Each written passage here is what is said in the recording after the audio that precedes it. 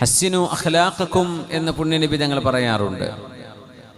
നിങ്ങളുടെ സ്വഭാവങ്ങളൊക്കെ ഒന്ന് നന്നാക്കിയെടുക്കണം. ഇപ്പം ചിലർ പറയും പാരമ്പര്യമായിട്ട് വാപ്പ ഒരു ദേശക്കാരനാണ്, അപ്പം ഞാനും ദേശക്കാരനാണ്. ചിലരങ്ങനെ പറയും. അനന്തരാവകാശം കിട്ടിയതാണ്, വാപ്പയുടെ കുശുമ്പും ദേഷ്യവും ഈർഷ്യതയുമൊക്കെ. പക്ഷേ സ്വഭാവങ്ങൾ നന്നാക്കണം എന്ന് നബി തങ്ങൾ പറയുമ്പോൾ നന്നാക്കാൻ കഴിയുന്നതാണല്ലോ ശർഅ് നമ്മളോട് ചെയ്യാൻ പറയുള്ളൂ. ചെയ്യാൻ കഴിയുന്നതല്ലേ ചെയ്യാൻ പറയുള്ളൂ. ഹബീബായ തങ്ങളോട് ഒരാൾ വന്നിട്ട് നബിയെ ഔസിനി യാ റസൂലല്ലാഹ്, എനിക്കൊരു ഉപദേശം തരണേ നബിയെ എന്ന് ചോദിച്ചപ്പോൾ തങ്ങൾ കൊടുത്ത മറുപടി ലാ തഗ്ളബ് എന്നാണ്. ദേഷ്യപ്പെടരുത്, ഡോണ്ട് ഗെറ്റ് ആംഗ്രി.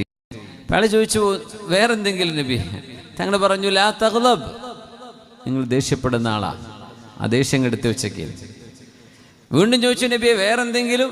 അപ്പോഴും പറഞ്ഞെടുത്തു ലാ തഗ്ളബ്. അദ്ദേഹത്തിന് അത് മതി. അയാൾ വലിയ ദേഷ്യക്കാരനായിരുന്നു.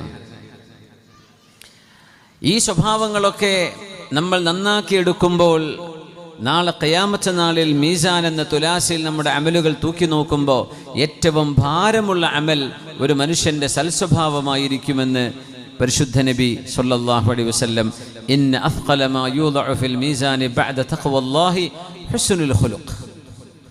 സൽസ്വഭാവമാണത്രേ നാളെ ഖിയാമത്ത് നാളിൽ തഖ്വ കഴിഞ്ഞാൽ ഭാരമുള്ളത്. മനുഷ്യരോട് പെരുമാറിയിരുന്നത്, ആളുകളോട് സംസാരിച്ചിരുന്നത്, ആളുകളുമായി കാര്യങ്ങൾ ഇടപാടുകൾ ചെയ്തിരുന്നത്, ആളുകളെ കാണുമ്പോൾ പുഞ്ചിരിച്ചിരുന്നത്, കാണുന്നവരോട് സലാം പറഞ്ഞിരുന്നത്, കുശലാന്വേഷണങ്ങൾ നടത്തിയിരുന്നത്, പുഞ്ചിരിച്ചുകൊണ്ട് ആളുകളോട് ഇടപഴകിയിരുന്നത്, സത്യം പറഞ്ഞിരുന്നത്, ദുഃഖങ്ങളിലും സന്തോഷങ്ങളിലും പങ്കുചേർന്നത്, അസൂയയില്ലാതെ തെളിഞ്ഞ ഹൃദയത്തോടുകൂടെ മനുഷ്യരെ സമീപിച്ചത്.